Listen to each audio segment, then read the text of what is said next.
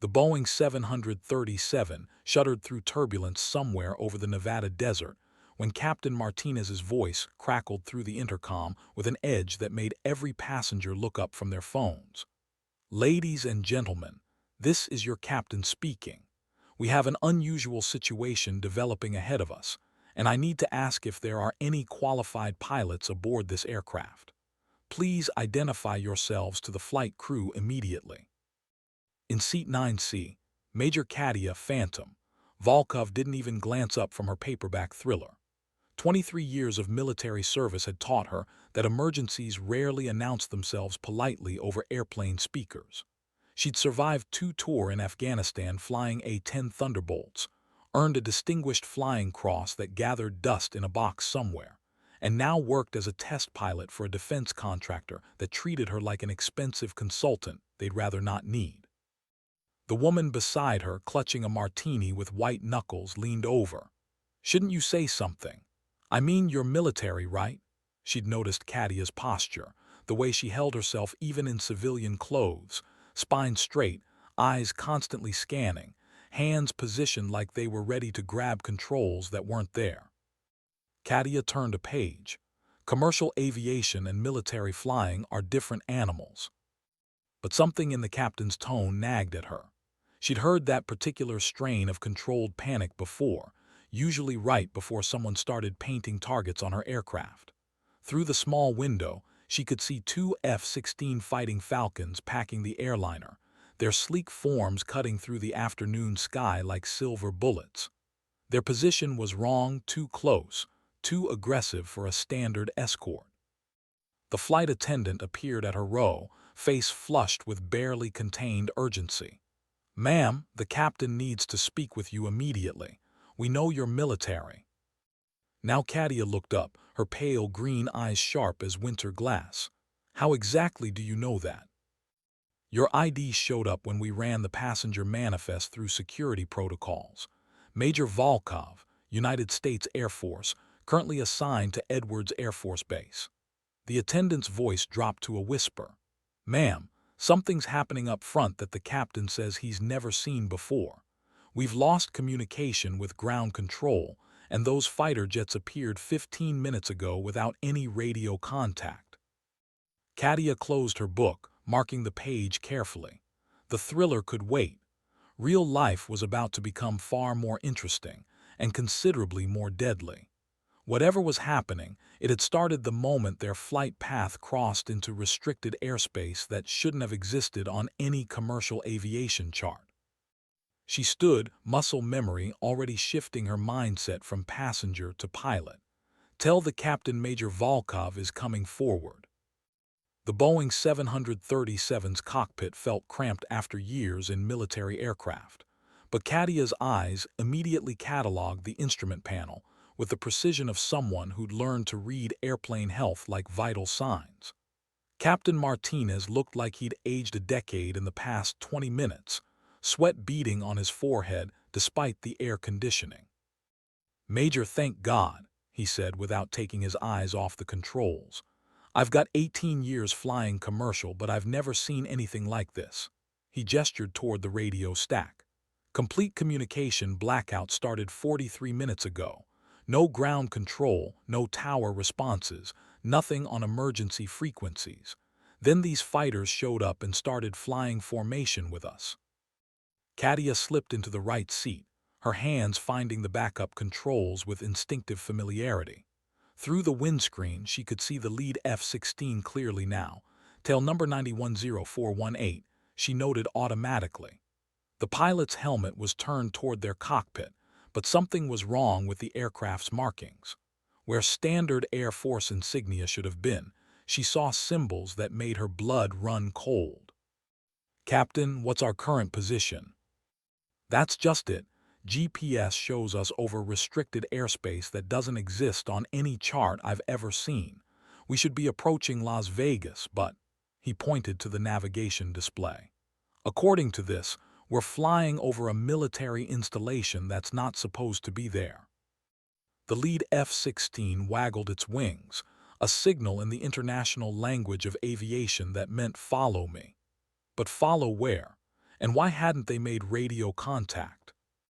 Kadia's mind raced through possibilities, each more unsettling than the last. Hijacking seemed unlikely with fighter escort. Equipment malfunction couldn't explain the mysterious base below or the unmarked fighters. That left options she'd rather not consider: experimental aircraft testing, classified military exercises, or something far worse. "Captain, I need you to try one more frequency," she said, her voice steady despite the adrenaline beginning to surge through her system. 121.5 megahertz, emergency frequency. Martinez dialed in the frequency with shaking fingers. Static filled the cockpit, then suddenly cleared to reveal a woman's voice, crisp and professional. "Civilian aircraft, this is Dreamland Control. You are ordered to follow our escort to designated landing strip Alpha 7. Any deviation from prescribed flight path will result in immediate forced landing. Acknowledge." Dreamland, the informal name for Area 51, a place that officially didn't exist and definitely didn't have commercial aircraft landing on its runways. Katia felt the familiar tightness in her chest that came before combat missions, the hyper-awareness that separated survival from disaster. "Dreamland Control, this is civilian flight with Air Force Major aboard. Request explanation for diversion and escort protocol." Silence stretched for 30 seconds before the voice returned, colder now. "Major Volkov, your presence is noted and expected. Follow escort to landing. Ground control will brief you upon arrival." Expected. They knew she was aboard before the flight crew had even identified her. Captain Martinez stared at her with a mixture of fear and confusion that she recognized from countless briefings with officers who'd never seen real combat. "Major, what the hell is going on here?" Katia watched the F-16s adjust their formation, guiding the commercial airliner toward coordinates that shouldn't exist on any map. Below them, the desert stretched endlessly, hiding secrets that governments spent billions to keep buried. She'd spent her career following orders, trusting the chain of command, believing that her service meant something greater than herself. Now, 30,000 feet above the Nevada wasteland, she was beginning to wonder if everything she'd believed was just another comfortable lie. "Captain, maintain heading and descent rate as directed by our escort," she said quietly, "and pray that whoever's waiting for us down there still believes in the Constitution." The mysterious airstrip materialized from the desert heat shimmer like a mirage becoming solid reality. From their altitude, Katia could see it was far more than a simple landing strip. This was a full military installation with hangars large enough to house aircraft she'd never seen in any technical manual. The runway stretched for what looked like 3 miles, built to accommodate something much larger than conventional aircraft. As they descended, the F-16 escorts peeled away with military precision, their job complete. Captain Martinez fought the crosswind expertly, but Katia could see his hands shaking on the controls. Below them, emergency vehicles raced into position, not the usual airport fire trucks, but military vehicles with markings she didn't recognize. "Katia," Martinez said quietly, using her first name for the first time. "My wife thinks I'm flying to Denver tonight. My kids are expecting me home tomorrow morning for my daughter's soccer game." His voice carried the weight of a man who'd suddenly realized his predictable world was far more dangerous than he'd ever imagined. She understood that fear. It was the same emotion she'd seen in young airmen's eyes during her first combat deployment, the moment they realized that training scenarios and real-world missions occupied completely different universes. "You'll make it home, Captain. We both will." But even as she said it, Katia was calculating odds with the cold precision of a test pilot. Their fuel was sufficient for maybe 2 hours of flight time. The installation below them was clearly equipped for indefinite detention of aircraft and crew. And whoever had orchestrated this interception had demonstrated capability that suggested resources far beyond standard military operations. The 737 touched down with barely a bump, Martinez's commercial airline training serving them well even in impossible circumstances. As they rolled out, Katia could see personnel positioning themselves around the aircraft. Not standard ground crew, but military police in full tactical gear. These weren't Air Force uniforms she recognized, and the vehicles bore no standard military markings. Civilian aircraft, shut down engines and await boarding instructions, the radio crackled. All personnel will remain seated until instructed otherwise. Through the cockpit window, Katia watched as a convoy of black SUVs approached the aircraft, their windows tinted dark enough to hide occupants. This wasn't military protocol she knew. It felt more like intelligence operations, the kind of shadow activities that existed in the spaces between official government and something else entirely. Captain Martinez completed his shutdown checklist with the mechanical precision of a man trying to maintain normalcy in an abnormal situation. "Major, I have 127 passengers back there who are going to want answers I don't have." Katia was already unbuckling her harness, her military instincts overriding civilian passenger protocols. Whatever was happening, she needed to be ready to act. Tell them it's a routine security check. Tell them anything that keeps them calm until we know what we're dealing with. But deep in her gut, she knew they weren't dealing with routine anything. The passenger cabin had transformed into a pressure cooker of nervous energy and whispered speculation. Katia moved through the aisle with the purposeful stride that had carried her through 2 decades of military service, nodding faces and reactions with the tactical awareness that had kept her alive in hostile skis. Most passengers were still processing the strangeness of their situation, the mysterious landing, the armed personnel visible through windows, the complete absence of normal airport activity. An elderly gentleman in 14B grabbed her arm as she passed. "Miss, you're military, aren't you? What's happening here?" His voice carried the authority of someone accustomed to receiving answers, probably a retired executive who'd spent his career solving problems through delegation and determination. "Sir, we're experiencing a security protocol diversion. Everyone needs to remain calm and follow crew instructions." The words came automatically, but Katia was studying the armed figures outside, noting their equipment and positioning. These weren't standard military police. Their gear was too advanced, their formation too sophisticated for routine operations. A flight attendant appeared at her shoulder, face pale but professional.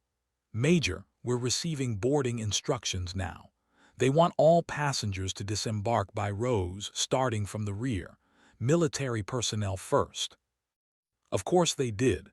Separate the trained personnel from civilians, assess threats, maintain control. Katia had executed similar protocols in hostile territory, but being on the receiving end felt entirely different. "I'll go first," she said quietly. "Keep everyone calm." The aircraft door opened to reveal 2 figures in tactical gear that looked like it belonged in a science fiction movie rather than standard military operations. Their helmets included full-face shields with heads-up displays, and their weapons were configurations she'd never seen despite her security clearance and years of exposure to classified military technology. "Major Volkov," the lead figure said, voice electronically modulated through the helmet's communication system. "Colonel Rivera is waiting for you." Colonel Rivera. The name meant nothing to her, but the rank meant everything. In her experience, colonels didn't personally oversee routine security incidents involving commercial aircraft. They commanded bases, led combat wings, and made decisions that affected thousands of personnel. This Colonel Rivera had diverted a commercial flight to a facility that didn't officially exist to meet with a test pilot, whose only distinguishing characteristic was a distinguished combat record and current assignment to experimental aircraft development. The pieces were forming a pattern she didn't like. As she stepped onto the aircraft stairs, the Nevada desert heat hit her like a physical blow, but it was the sight that made her pause. The installation spread before her like a small city, with multiple runways, hangars the size of aircraft carriers, and infrastructure that represented billions in government spending. In the distance, she could see aircraft shapes that didn't match anything in her considerable knowledge of military aviation. Too smooth, too angular, defying conventional aerodynamic principles. And there, walking across the tarmac toward her with the confident stride of a career military officer, was Colonel Rivera. Even at a distance, Katia could see the eagles on her collar, the ribbons on her chest, and something in her posture that spoke of serious business conducted in places that didn't appear on maps. This wasn't a routine security check. This was recruitment. Colonel Rivera moved with the purposeful stride of an officer who'd learned that time wasted in explanations could cost lives in execution. As she approached, Katia noted the subtle details that separated career military from bureaucratic brass. The colonel's boots showed actual wear, her uniform fit like equipment rather than costume, and her eyes held the distant focus of someone who'd made life-and-death decisions in places where failure wasn't theoretical. Major Volkov, Rivera extended her hand with firm professionalism. I apologize for the dramatic circumstances, but your particular combination of skills and security clearance made standard recruitment channels inadequate. Her voice carried the slight rasp of someone who'd spent years shouting over aircraft engines and radio static. Katia accepted the handshake, nodding calluses that suggested Rivera still flew regularly despite her rank. Colonel, with respect, diverting a commercial flight to meet one test pilot seems like considerable overkill. Walk with me, Major. Rivera gestured toward a nondescript building that somehow radiated importance despite its deliberately bland exterior. What I'm about to show you will explain why we needed to be absolutely certain of your presence and availability. As they walked, Katia became aware of the extraordinary level of activity around them. Personnel moved with urgent purpose between buildings and aircraft, but this wasn't the controlled chaos of a normal military base. Everyone seemed focused on tasks that required immediate attention, and the technology visible even in peripheral equipment suggested capabilities far beyond anything she'd encountered at Edwards or any other facility. Colonel, my passengers will be treated with complete courtesy, debriefed regarding the classified nature of this location, and returned to their original destination within 6 hours, Rivera interrupted. Standard protocols for inadvertent exposure to classified facilities. This happens more often than you might think, though usually with private aircraft that stray into restricted airspace. They approached a security checkpoint that required biometric scanning, retinal identification, and security protocols more sophisticated than anything Katia had encountered even in her most classified assignments. The guards were clearly special operations personnel. Their alertness and equipment suggesting this installation faced threats that standard base security couldn't handle. Beyond the checkpoint, Rivera led her into a briefing room that looked like something from NASA Mission Control, banks of monitors, real-time data feeds, and communication equipment that represented the cutting edge of military technology. But it was the central display that captured Katia's attention completely. It showed a real-time tactical situation that made no immediate sense, aircraft moving in formations and speeds that defied conventional aviation capabilities, engaging targets with weapons systems that appeared to violate the laws of physics as she understood them. The timestamp indicated this footage was less than 12 hours old. Major, what you're seeing is combat footage from an engagement that occurred yesterday over the South China Sea, Rivera said quietly. Notice anything unusual about the aircraft performance characteristics. Katia studied the display with the analytical precision that had made her one of the Air Force's most valuable test pilots. The aircraft were moving at speeds that should have torn conventional fighters apart, making turns that should have killed their pilots with G-forces, and employing weapons that seemed to bend light itself. "Those aren't our aircraft," she said finally. "No, Major, they're not." Colonel Rivera activated additional displays that showed similar engagements from around the world, over the Arctic Ocean, above the Amazon rainforest, in airspace above major population centers. Each engagement featured aircraft that operated beyond the capabilities of any known military technology, and in each case, conventional forces had proven completely inadequate to respond effectively. "Major, for the past 18 months, we've been tracking incursions by aircraft that demonstrate technological capabilities approximately 50 years beyond our current military aviation," Rivera said, her voice carrying the weight of someone delivering news that changed everything.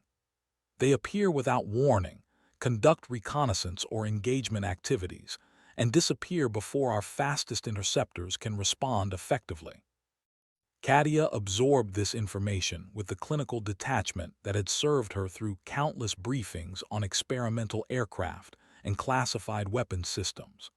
But underneath her professional composure, she felt the familiar tightness in her chest that preceded combat missions, the recognition that she was about to be asked to fly into danger that existing training couldn't fully prepare her for. "Where are they from?" she asked, though part of her already suspected the answer would be unsatisfying. "We don't know," Rivera admitted. "Analysis suggests technological development paths that don't match any known research programs from any nation on Earth. The materials science alone represents breakthroughs that our best scientists say shouldn't be possible for decades." Rivera gestured toward another monitor that showed technical analysis of debris recovered from one engagement. The materials displayed crystalline structures that seemed to incorporate properties from multiple categories of matter: metallic strength, ceramic heat resistance, and organic adaptability combined in ways that challenged fundamental assumptions about manufacturing possibilities. "Major, you've spent your career pushing the boundaries of what aircraft can do. You've test-flown experimental designs that most pilots couldn't handle, survived combat situations that destroyed less capable aviators, and earned the kind of combat record that proves you can adapt to the impossible." Katia was beginning to understand why a commercial flight had been diverted to bring her here. You need pilots for aircraft designed to engage these unknown contacts. "We need pilots for aircraft that incorporate recovered technology to level the playing field," Rivera corrected. "And Major, we need pilots who can think beyond conventional tactics when conventional tactics have proven completely ineffective." The briefing room fell silent except for the electronic whisper of cooling systems and data processing equipment. Outside, Katia could hear the distant roar of aircraft that sounded like nothing she'd ever experienced, engines that produced power signatures, unlike conventional turbofans or turbojets. She was about to see aircraft that didn't officially exist, designed to fight enemies that couldn't officially be acknowledged. Rivera led her through corridors that spoke of unlimited funding and engineering capabilities that pushed the boundaries of current technology. The walls incorporated materials that seemed to absorb sound, while emanating a subtle energy that made Katia's skin tingle. Not uncomfortable, but definitely beyond normal construction techniques. Personnel they passed wore uniforms that combined elements from multiple service branches, with insignia she didn't recognize, suggesting this operation transcended traditional military hierarchy. They emerged into a hangar that defied every assumption Katia had ever made about aircraft design and construction. The space could have housed a football stadium, but it was the aircraft themselves that stopped her completely. 3 sleek forms sat in individual bays, each surrounded by maintenance equipment that looked more like medical devices than standard aerospace tooling. The aircraft were beautiful in the way that perfect weapons always possessed beauty: elegant, purposeful, and somehow alive despite being obviously mechanical. Their lines flowed from nose to tail without sharp angles or conventional surfaces, and their skin seemed to shift color slightly as her viewing angle changed, like oil on water but far more sophisticated. "Major, meet the F-47 Wraith," Rivera said with quiet pride. "Incorporating recovered technology into the most advanced airframe our engineers have ever produced. Top speed classified but exceeds Mach 4 in level flight. Service ceiling above 80,000 feet. Weapons systems that include directed energy, kinetic impactors, and defensive capabilities that make our pilots nearly invisible to conventional detection methods." Katia approached the nearest aircraft with the reverence of someone who understood that she was seeing technology that represented a quantum leap, beyond anything currently fielded by any military. The cockpit was unlike anything she'd experienced. Instead of conventional instruments, it appeared to feature holographic displays and control interfaces that suggested direct neural linkage rather than traditional stick-and-rudder flying. "Neural interface?" she asked, running her hand along the aircraft's impossibly smooth skin. "Partially. The aircraft responds to conventional controls, but optimal performance requires integration between pilot consciousness and aircraft systems that goes far beyond anything we've attempted before," Rivera explained. "We've discovered that combat effectiveness increases exponentially when the pilot can think directly with the aircraft rather than simply controlling it." A technician approached, wearing coveralls that incorporated the same advanced materials as the hangar walls. "Colonel, the aircraft is ready for initial orientation flight if the Major is prepared." Katia looked at Rivera with growing understanding. "You didn't bring me here to brief me on these aircraft. You brought me here to fly one." "Major, we've lost 4 pilots in the past 6 months to engagements with the unknown aircraft. Not killed, lost. Their aircraft returned on autopilot with no sign of the pilots, except for some unusual readings from the neural interface systems." Rivera's voice carried the weight of a commander who'd sent people into danger that couldn't be adequately explained or prepared for. "The pilots who have been most successful in these aircraft share certain characteristics: extensive combat experience, proven ability to adapt to experimental technology, and psychological profiles that suggest they can maintain human identity while integrating with systems that operate beyond normal human capability." Katia studied the F-47 Wraith, understanding that she was looking at her future whether she chose it or not. The aircraft represented the leading edge of humanity's response to threats that challenged every assumption about Earth's place in a universe that had suddenly become far more crowded and dangerous than anyone had suspected. "How long for basic checkout training?" she asked. Rivera smiled for the first time since they'd met. "For someone with your background, we can have you mission ready in 72 hours. The first sensation of settling into the F-47 Wraith's cockpit was like slipping into perfectly fitted clothing, designed by someone who understood her body better than she did herself. The seat molded itself around her with subtle adjustments that seemed to anticipate her needs, and the control surfaces positioned themselves exactly where her hands naturally fell. This wasn't cockpit design based on statistical averages. This was technology that adapted to the individual pilot. "Major, you'll notice the interface helmet beside your right elbow." Rivera's voice came through speakers that seemed to emanate sound directly inside her skull rather than from any particular location. "Initial integration should be gradual. The aircraft will begin reading your neural patterns and adjusting its systems accordingly." The helmet looked deceptively simple, lightweight composite material with what appeared to be fiber optic threading throughout its structure. As Katia settled it over her head, she felt a subtle tingling sensation that suggested active sensors were mapping her brain activity in real time. The cockpit displays immediately shifted from standard military symbology to configurations that somehow felt more intuitive, more natural. "Jesus," she whispered as data began flowing directly into her consciousness without passing through her visual processing system. Flight parameters, aircraft status, environmental conditions, all available instantly without the need to scan instruments or interpret gauges. The first few minutes can be disorienting, Rivera's voice continued, though now it seemed to come from inside Kadia's own thoughts rather than external speakers. The aircraft is learning your mental patterns and adjusting its interface protocols accordingly. Try not to fight the sensation. Katia closed her eyes and felt the F-47 around her like an extension of her own body. She could sense the aircraft's readiness, its eagerness to fly, its sophisticated systems waiting for her command. When she opened her eyes again, the world outside the cockpit seemed brighter, more detailed, as if her visual acuity had been enhanced beyond normal human capability. Tower, Wraith 1, requesting taxi clearance for orientation flight, she heard herself saying, though she didn't remember making the conscious decision to speak.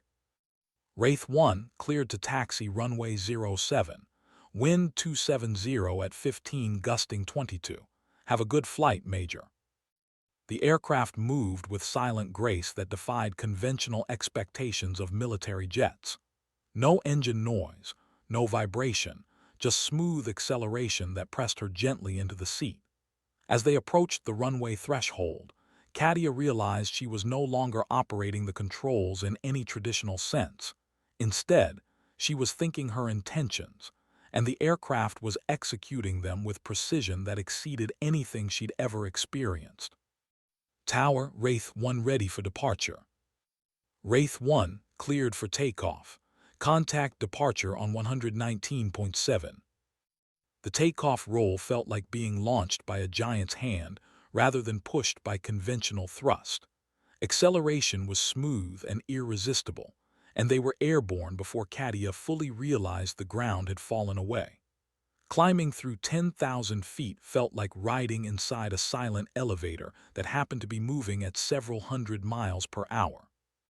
At 30,000 feet, she began to understand what the Wraith could really do. The aircraft seemed to unlock capabilities as her neural integration deepened, revealing performance characteristics that redefined her understanding of flight itself. At 50,000 feet, they were still climbing effortlessly.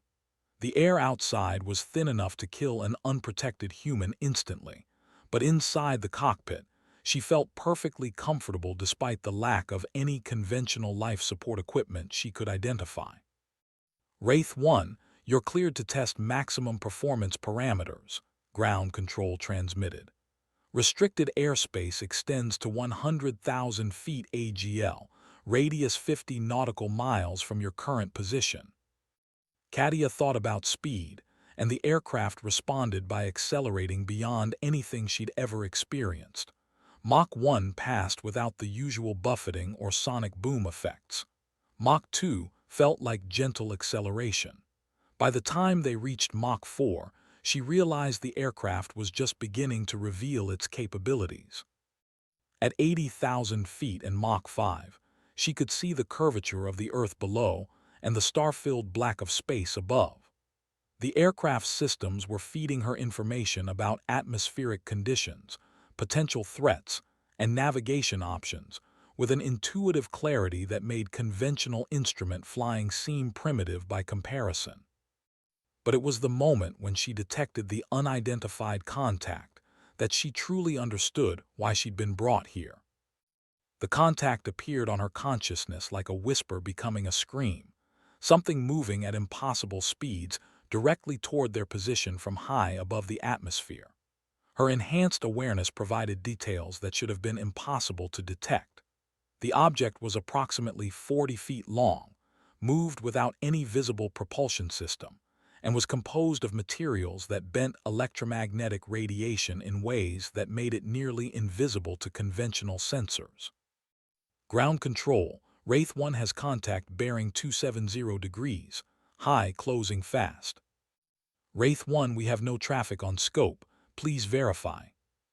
But Katia could see it clearly now, her neural interface with the aircraft providing sensory information far beyond human capability. The unknown craft moved with fluid grace that suggested intelligence rather than mere technology, It was studying her just as intently as she was observing it. Ground control, contact is not terrestrial. Repeat, contact is exhibiting performance characteristics beyond known aircraft capabilities. The unknown craft suddenly accelerated toward them with speed that would have been lethal to any human pilot using conventional technology. But the F-47 Wraith seemed to anticipate the movement, automatically adjusting its position and defensive systems without conscious direction from Katia. For the first time in her career, she was about to engage something that had never appeared in any training manual, using weapons and tactics that existed at the very edge of human technological capability. The engagement began not with the explosive violence that characterized conventional air combat, but with a subtle dance of electronic warfare and sensor manipulation that took place in spectrums beyond normal human perception. Through her neural interface, Katia could sense the unknown craft probing the F-47 systems, attempting to understand its capabilities while simultaneously defending against her own reconnaissance efforts.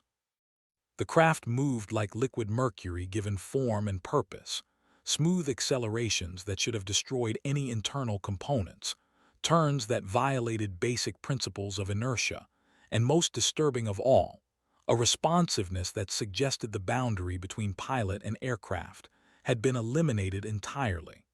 Whatever was controlling that craft wasn't limited by human reflexes or biological constraints. Wraith 1, you are authorized to engage if threatened, ground control transmitted, though the words seemed to come from very far away as Katia's consciousness merged more completely with the aircraft's combat systems. She didn't need authorization. The F-47's weapon systems were already responding to her intentions, charging directed energy weapons that existed only in theoretical papers just months ago. But as she prepared to fire, something unexpected happened. The unknown craft transmitted a signal that bypassed her radio entirely and spoke directly to her mind through the neural interface. The communication wasn't language as humans understood it, but rather a direct transfer of concepts and emotions that left her stunned. The entity controlling the unknown craft was curious about her, impressed by the human ability to integrate with technology, and most surprisingly, concerned about her welfare in ways that suggested respect rather than hostility. You adapt quickly, the presence seemed to say, though the words formed in her consciousness rather than her ears. Your species shows promise despite your technological limitations. Katia found herself responding through the same neural pathway, thoughts forming into communication without conscious effort. Who are you? What do you want with Earth? The response came layered with complex emotions, sadness, determination, and something that might have been loneliness across vast distances of space and time. We are observers. We watch species that approach technological integration. Your kind has reached the threshold earlier than predicted. Through the alien presence, she began to understand that humanity's rapid advancement in neural-machine interfaces had attracted attention from civilizations that measured their development in geological time scales rather than decades or centuries. The Earth had become visible to intelligences that had been watching and waiting for signs of consciousness that could transcend biological limitations. The others, the pilots who disappeared, what happened to them? Translation error. Their consciousness expanded beyond their ability to return to biological constraints. We have learned to prevent this through gradual exposure. Katia realized she was experiencing first contact not as a species event, but as an individual moment of connection between two forms of consciousness that had evolved along completely different paths toward the same destination. The merger of intelligence with technology that transcended traditional boundaries between mind and machine. The unknown craft adjusted its position, moving into a formation pattern that suggested cooperation rather than confrontation. Through her neural link, she could sense the alien pilot's approval of her adaptation to the F-47 systems, and more importantly, recognition that humans might be capable of the kind of technological integration that defined advanced civilizations. "Your aircraft incorporates our technology," the presence observed. "Your engineers have learned quickly from recovered materials. Will you help us understand it better?" The response carried undertones of complex decision-making processes that involved considerations spanning multiple star systems and time periods that dwarfed human history. Understanding cannot be given. It must be earned through demonstration of wisdom rather than mere intelligence. Your species must prove it can handle technological power without self-destruction. As the two aircraft flew in formation at 80,000 feet above the Nevada desert, Katia began to grasp the true scope of what was happening. Humanity was being evaluated not for conquest or destruction, but for potential inclusion in something far larger than any single planet or species. The test wasn't whether humans could build better weapons, but whether they could evolve beyond the need for them. The alien craft began to climb toward space, and through the neural link, she felt an invitation, not to follow now, but to continue developing the capabilities that might eventually allow humans to join a community of consciousness that spanned the galaxy. As the presence faded from her mind, one final concept remained: patience, preparation, and the promise that when humanity was ready, the invitation would be extended again. The flight back to the mysterious base felt like returning from a journey that had lasted years rather than hours, though the aircraft's chronometer showed she'd been aloft for less than 90 minutes. As the F-47 Wraith descended through the atmosphere with silent grace, Katia found herself processing not just what had happened, but what it meant for everything she'd believed about humanity's place in the universe. The landing was so smooth she barely felt the touchdown, and as she taxied toward the hangar, she could see Colonel Rivera waiting with a team of debriefing specialists and medical personnel.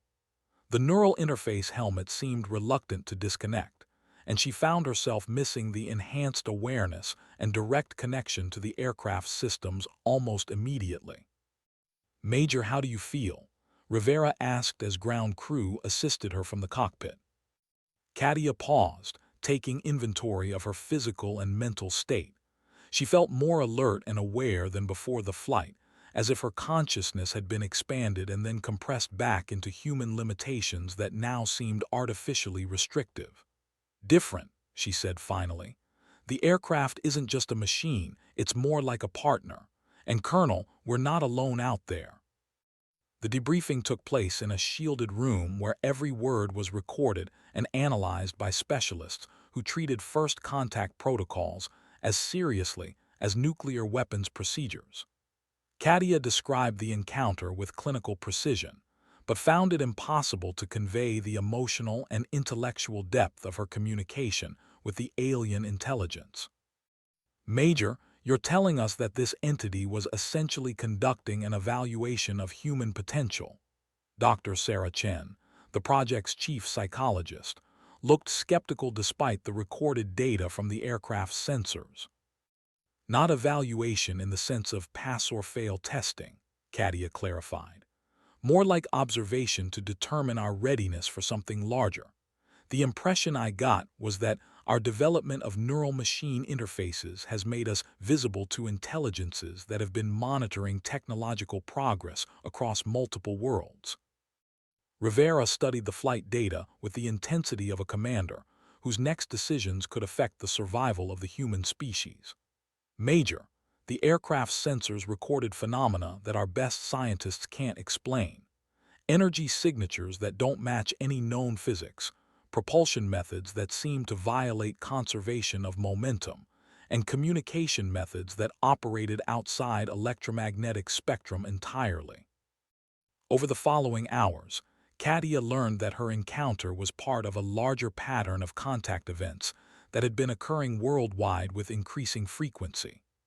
Military installations, research facilities, and even civilian locations had reported similar interactions, always involving individuals with high levels of technological integration or unusual adaptability to advanced systems.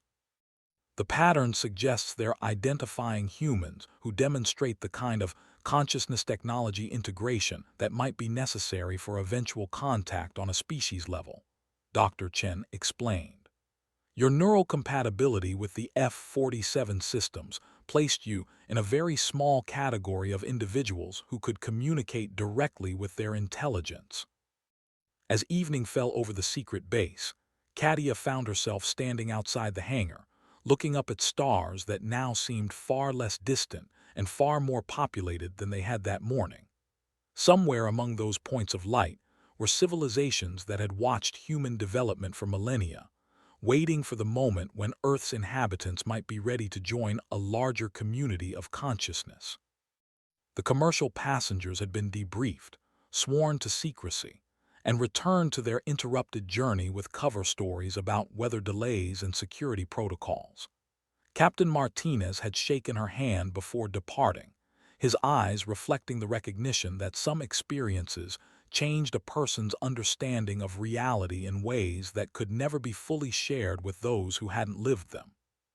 Rivera approached from the hangar, her expression mixing pride